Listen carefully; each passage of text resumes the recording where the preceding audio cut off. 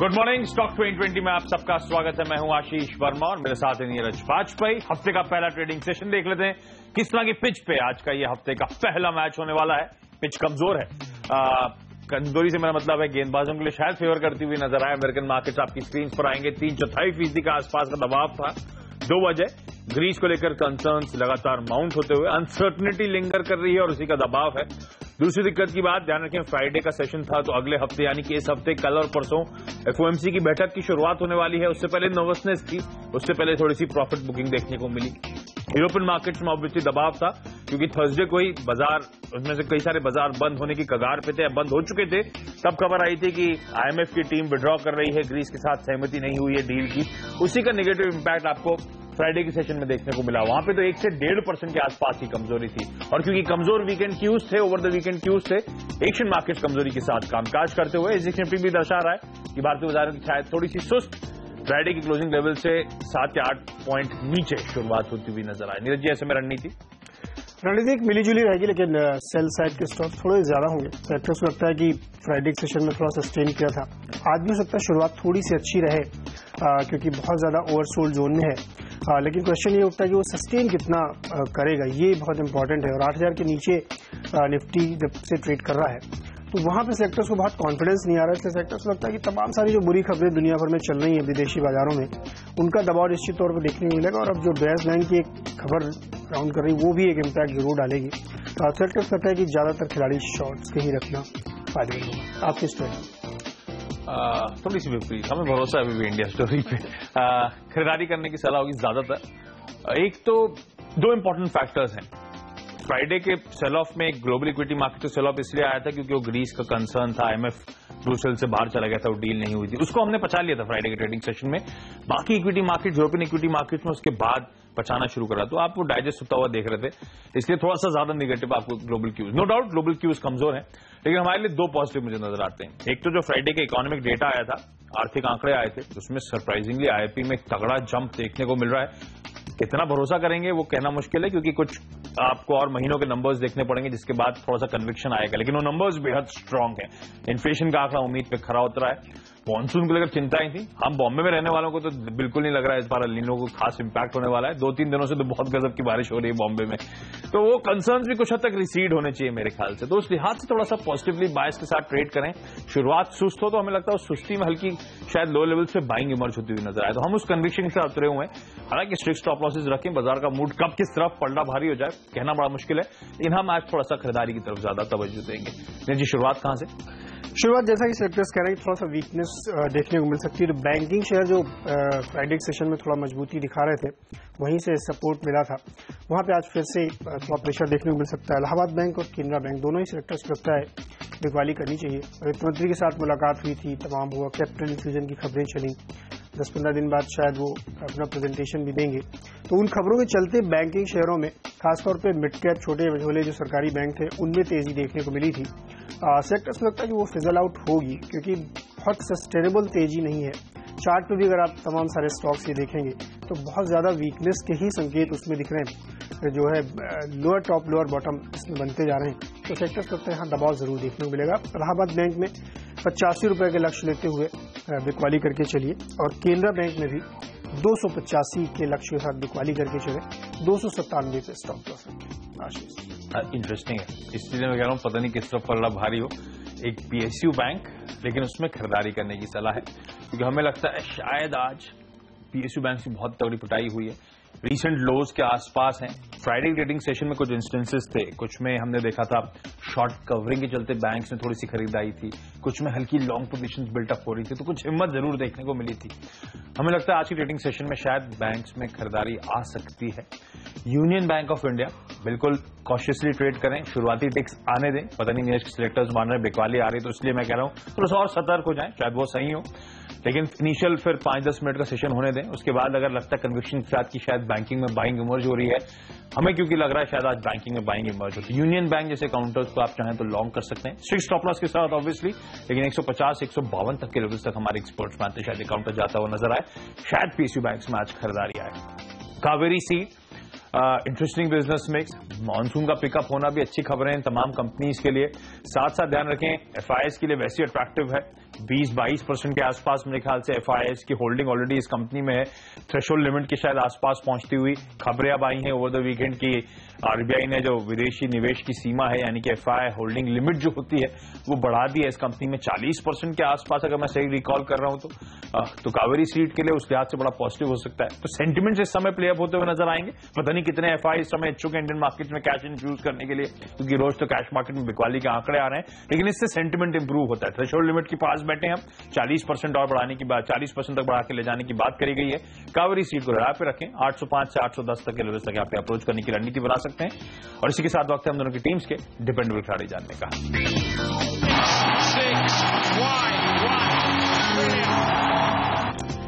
MCX होगा dependable और यहाँ पे खरीदारी की सलाह सेलेक्टर्स दे रहे हैं। अच्छी खबर इसके लिए ये थी कि लगातार कमोडिटी ट्रेडिंग का कारोबार बढ़ा। तो याद रखना चाहिए एक्सचेंजेस का बिजनेस मॉडल ये है कि जितना ज्यादा ट्रेडिंग होगी, जितना ज्यादा कारोबार होगा, उतना ज्यादा उनको फायदा होगा।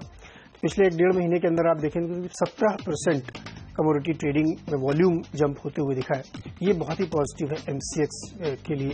सेक्टर्स को लगता है कि इसी वजह से इसमें आपको रनअप देखने को मिलेगा। दूसरा जो इसके लिए एक बहुत ही फंडामेंटल चेंज होने वाला है कि जैसे ही ये मनी बिल पास हो ही चुका, ऑलरेडी मनी बिल मतलब बजट पास हो चुका है, तो जो FMC है वो पूरी तरीके से अब सेबी में मर्ज होगी और उसका फायदा ये होगा कि ऑप्शंस ट्रेडिंग के जो प्रोडक्ट हैं वो आपको यहाँ पे आते हुए दिखेंगे। और वो वक्त नजदीक आ रहा है, क्योंकि सेबी ने कहा था कि इसके मर्जर में थोड़ा 4-6 महीने का वक्त लगेगा, तो वो वक्त भी धीरे धीरे करीब आता हुआ दिख रहा है। तो वहाँ जो फंडामेंटल चेंजेस हो रहे हैं उसकी वजह से बहुत ज्यादा फायदा इसको होगा, क्योंकि जो नए प्रोडक्ट ऑप्शंस कैटेगरी में आएंगे वही इसके वॉल्यूम के रियल ड्राइवर्स होंगे।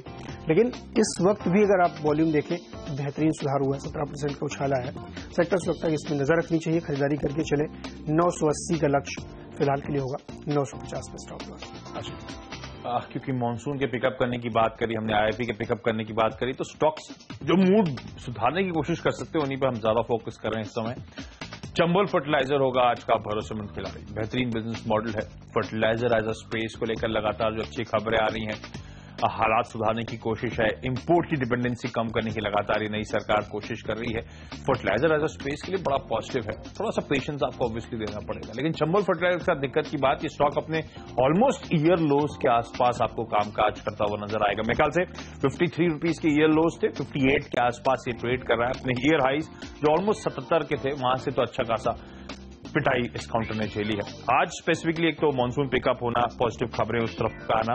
दूसरी इंपॉर्टेंट बात कि CCI यानी कि कॉम्पिटिशन कमीशन ऑफ इंडिया ने इस कंपनी की जो बिरला टेक्सटाइल मिल्स थी बद्दी हिमाचल प्रदेश में लोकेटेड, उसे बेचने की जो मंजूरी थी सतलज टेक्सटाइल्स पे बेच रही थी, उसे हरी झंडी दिखा दी है। ऑलमोस्ट 232-235 करोड़ रुपए के आसपास चंबल फर्टिलाइजर के पास इस स्टेक सेल या फिर इस यूनिट को बेच के आने वाले हैं। वो एक और एडेड एडवांटेज होगा। तो रिसेंट लोज से जिस तरह की पिटाई होने के बाद हम देख रहे हैं अच्छा खासा मूव हम एक्सपेक्ट कर रहे हैं इस काउंटर में आता हुआ। आज के लिए मेरे ख्याल से 61 से इनफैक्ट 63 तक के जोन तक अप्रोच करें, क्योंकि हम पॉजिटिव साइड में मूवमेंट एक्सपेक्ट कर रहे हैं मार्केट का, इसीलिए कंजर्वेटिव एंड पे हमने वैसे तो टारगेट सेट करें, लेकिन 61 से 63 तक के जोन तक यहाँ पे अप्रोच किया जा सकता है। आज के लिए हमारे एक्सपर्ट्स मानते हैं खरीदारी करके चले। छोटे से ब्रेक, उसके बाद दोनों की टीम्स के मिडिल ऑर्डर के खिलाड़ी।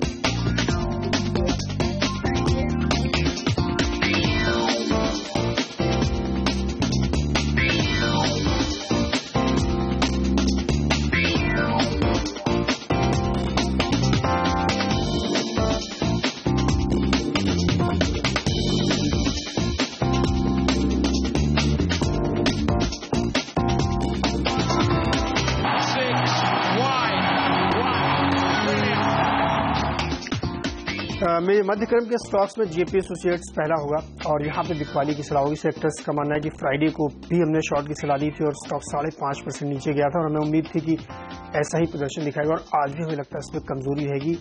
संभव है कि आज ये 10 रुपए के नीचे जाके क्लोज हो, तो सेक्टर्स को लगता है कि वहां पे बहुत ही ज्यादा और वीकनेस आ जाएगी। तमाम इस ग्रुप के दूसरे स्टॉक देखिए आप बहुत ज्यादा वीक ऑलरेडी हो चुके हैं, तो 10 रुपए का फिलहाल लक्ष्य रखिए और शॉर्ट करके चलिए। 11 रुपए के आसपास स्टॉप लॉस होना चाहिए। GMR इंफ्रा यहाँ पे भी बिकवाली की सलाह। सेक्टर्स को लगता है कि यहाँ पे भी काफी दबाव है, बहुत अच्छी अच्छी खबरें स्टॉक के लिए आई लेकिन सस्टेन नहीं हो रहा है और इसलिए सेक्टर्स को लगता है कि यहाँ पे जो वीकर स्टॉक्स हैं, खासतौर पे जो फ्यूचर्स वाले वीकर स्टॉक्स हैं, वहां पे बहुत ज्यादा शॉर्टिंग देखने को मिल रही है और उसकी वजह से कमजोरी लगातार बनी हुई है, इसीलिए इसमें और दबाव देखने को मिल सकता है। 11.75 का लक्ष्य रखिए, 12.75 का स्टॉप लॉस और बिकवाली करिए। HDIL आपको याद होगा पिछली बार जब हमने इसको शॉर्ट किया था तो ये 98 के आसपास ट्रेड कर रहा था। हमने आपसे कहा था कि अगर ये 100 के ऊपर जाके बंद नहीं होता है तो इसके लिए बहुत बड़ी कमजोरी देखने को मिलेगी, और यही वजह है कि लगातार इसमें वीकनेस है और फ्राइडे सेशन में भी कमजोर बंद हुआ है।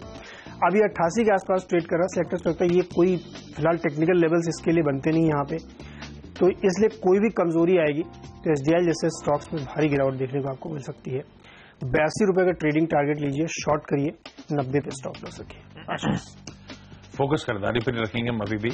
सबसे पहले रिलायंस इंफ्रा, हालांकि एक एडीएजी ग्रुप कंपनी है, लेकिन तमाम एडीएजी ग्रुप कंपनीज में मेरे ख्याल से बेटर प्लेस हमेशा से हम कहते हैं ये कंपनी है, लेकिन अगर एडीएजी प्रेशर में रहता है तो ऑब्वियसली ये स्टॉक भी दबाव में आता है। और इनफैक्ट अच्छा खासा प्रेशर डिस्काउंटेड ऑफ लेट देखा है, चार्ट में लगातार कमजोरी देखने को मिली है, लेकिन आज हमें लगता है हाइब्रिडास शायद ट्रेड में फोकस में आए, खरीदारी देखने को मिल सकती है। उसके बाद से रिलायंस इंफ्रा में लोअर जो रिसेंट लोज है उसके बाद शायद एक बाउंस के लिए आप प्ले अप कर सकते हैं। और इंटरेस्टिंगली ओवर द वीकेंड इस कंपनी के लिए अच्छी खबरें भी आई हैं। मंडे यानी कि आज से दिल्ली में पावर टैरिफ्स जो हैं वो बढ़ा दी गई हैं अप टू 6%।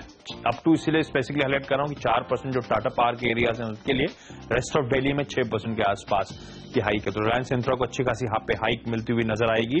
ये जो पावर परचेज एडजस्टमेंट कॉस्ट थी उसी को फैक्टर इन करने की बात करी जा रही है, तो यहाँ पे इस काउंटर में शायद आज पॉजिटिव प्राइस के साथ ट्रेड देखने को मिल सकता है।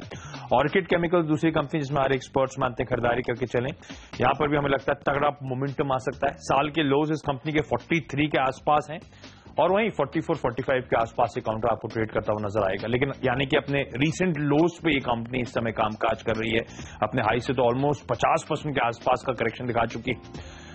आज वापस फोकस में और लोअर लेवल से क्यों बाउंस हम एक्सपेक्ट कर रहे हैं, क्योंकि ओवर द वीकेंड ध्यान रखें यहाँ पे खबरें हैं कि यूएस एफडीए से एक एब्रिविएटेड न्यू ड्रग एप्लीकेशन यानी कि जिसे हम एनडीए कहते हैं वो अप्रूवल इस कंपनी के पास आ गया। दवा का नाम तो बड़ा कॉम्प्लेक्स रहता है तो उसे मैं लेना नहीं चाहूंगा। ऑर्किड केमिकल्स उस यूएसएफडी अप्रूवल के चलते ही यहाँ पे फोकस में आएगा और हमें लगता है लोअर लेवल्स के आसपास एक स्मार्ट बाइंग इमर्ज हो सकती है। एक और कंपनी जो आज रडार पे है वो यूनिटी इंफ्रा। इस कंपनी की हमने देखा है बेहद तगड़ी पिटाई होती हुई नजर आई है। स्टॉक में अच्छी खासी कमजोरी के साथ कामकाज हो रहा था। 11 रुपए के आसपास ट्रेड्स हो रहे हैं। दीपक फर्टिलाइजर के साथ इसने एक करार करा है। यूनिटी इंफ्रा उस लिहाज से हमें लगता है शायद यहाँ पे अच्छा मूव दिखा सकती है, लेकिन एक स्ट्रिक्ट स्टॉप लॉस के साथ, क्योंकि सस्टेन्ड सेलिंग का प्रेशर इस कंपनी ने झेला है, तो एक लाइकलीहुड है इस डेवलपमेंट के चलते शायद स्ट्रॉन्ग बाइंग इमर्ज हो।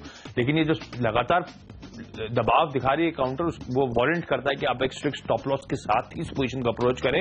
11 रुपए, इनफैक्ट अगर थोड़ा सा स्ट्रिक्टर स्टॉप लॉस हो तो 11 रुपए 10 पैसे के आसपास लगाएं। हमें लगता नहीं है कि कल के फ्राइडे के क्लोजिंग लेवल के नीचे काउंटर जाता हुआ नजर आएगा। तो फिर भी ऑन द सेफर साइड 11.1 के आसपास के स्टॉप लॉस लगाएं और फिर यहाँ पे गेंस के लिए अप्रोच करें, शायद 11.75 या 12 तक के लेवल। तो ट्रेलिंग स्टॉप लॉस के साथ आप अगर गेंस आते हैं वाकई तो अप्रोच किया जा सकता है। इसी के साथ वक्त है हम दोनों की टीम्स के फ्री हिट खिलाड़ी जानने का। चेन्नई पेट्रोलियम होगा फ्री हिट स्टॉक और यहाँ पे खरीदारी की सलाह सेलेक्टर्स दे रहे हैं। उनका मानना है कि इस स्टॉक में काफी ज्यादा कॉर्पोरेट डेवलपमेंट हो रहे हैं, उसकी नजर रखिए आप। इसी वजह से इसमें तेजी देखने को मिल रही है। हाल फिलहाल में इसमें एक बहुत ही इरेटिक मूव आया और इसी वजह से 134 पे पहुंचा है।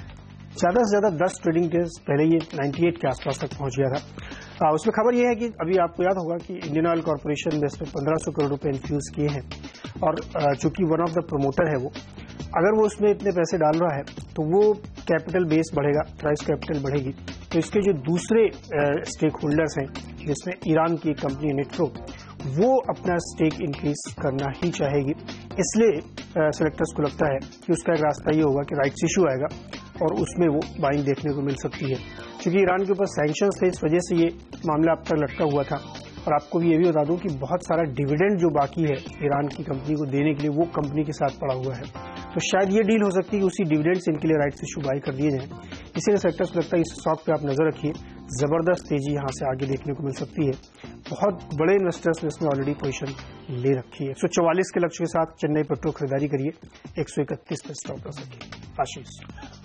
ओरिएंट ग्रीन पावर, ये कंपनी आपको याद होगा रडार पे हमारे जब आई थी, जब रिन्यूएबल एनर्जी पे थ्रस्ट इस नई सरकार का हुआ तो यूनिक आइडियाज जब हम ढूंढ रहे थे तब ये कंपनी रडार पे आई थी। एक बेहतरीन बिजनेस मॉडल है, विंड और बायोमास जैसे सेगमेंट्स में कंपनी ऑपरेट करती है। स्ट्रॉन्ग पेरेंटेज है इस कंपनी का और साथ साथ बड़े मार्की नेम्स इन्वेस्टर्स के तौर पे इस कंपनी में वैसे ही बैठे हुए हैं। और जिस स्पेस की हम बात करें रिन्यूएबल एनर्जी, समय लगना है, लेकिन अगले 3 साल इस मोदी सरकार के 3.5 साल में आप एक्सपेक्ट कर सकते हैं कि सी चेंजेस रिफॉर्म्स में वो तो हम आते हुए देख रहे हैं, तगड़ा इन्वेस्टमेंट होना है और इसलिए दुनिया भर की कंपनीज बड़ी इच्छुक हो रही हैं स्पेस में जगह बनाने के लिए या फिर इंडिया में व्यापार जमाने के लिए इस तगड़े इन्वेस्टमेंट से पहले।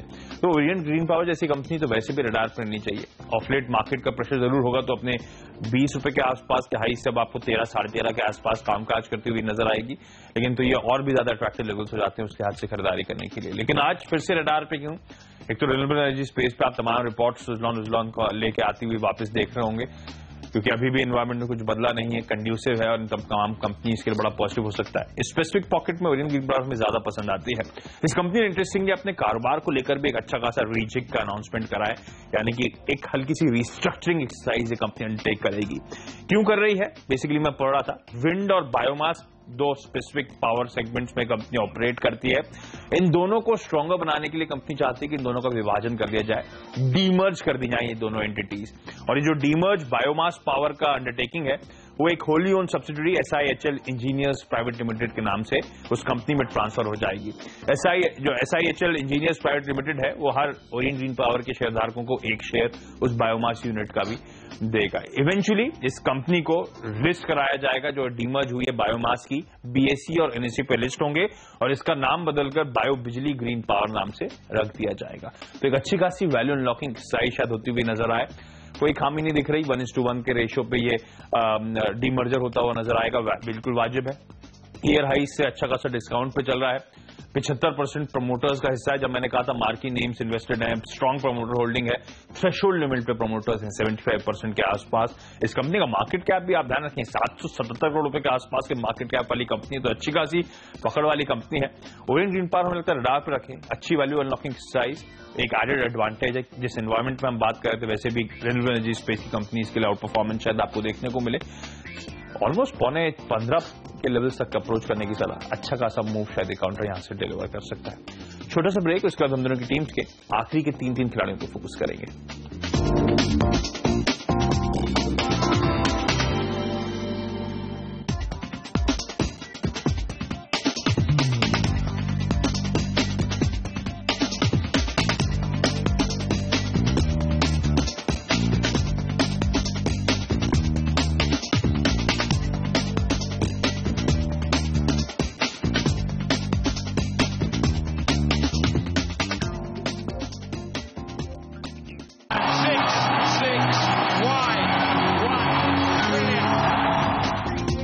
ब्रेक के बाद आपका स्वागत है और वक्त है आखिरी के 3 खिलाड़ियों पर फोकस करने का।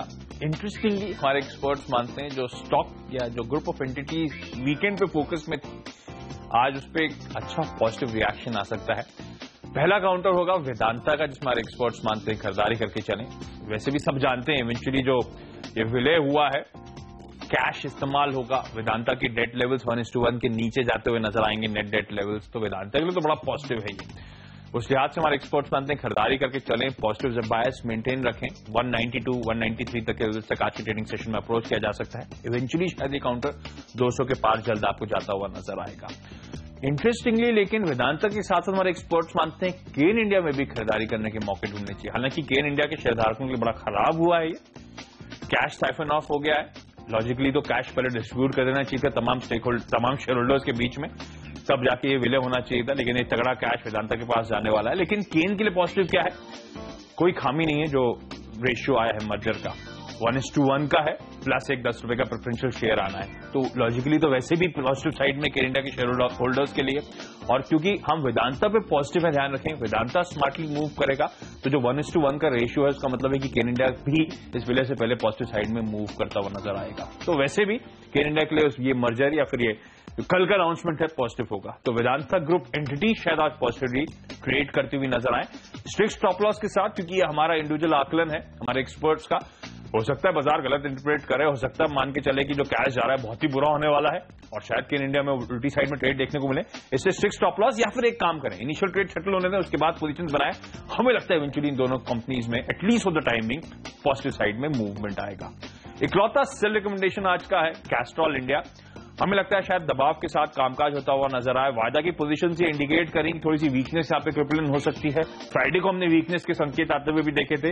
आज के लिए यहाँ पे 416 तक के लेवल तक अप्रोच करें, लेकिन अगर ये बात सही हमारे एक्सपर्ट की पॉजिटिव साइड में मूवमेंट आज बाजार दिखाता है तो इस पोजीशन को अवॉइड किया जा सकता है। लेकिन अगर बाजार में दबाव आना शुरू हो तो ऐसी कंपनीज हैं जो शायद प्रेशर दिखाएं। नीरज जी, C8 होगा, यहाँ पे भी शॉर्ट करने की सलाह होगी सेक्टर्स लगता है। टायर कंपनियां अब लगातार अनवाइंडिंग वहां देखने को मिल रही, काफी प्रेशर देखने को मिल रहा है और काफी ज्यादा शॉर्ट पोजीशंस इसमें फ्राइडे के सेशंस में बनती हुई दिखी है, इसलिए वो कंटिन्यू रहेगा। 610 का टारगेट लेते हुए बिकवाली करके चले।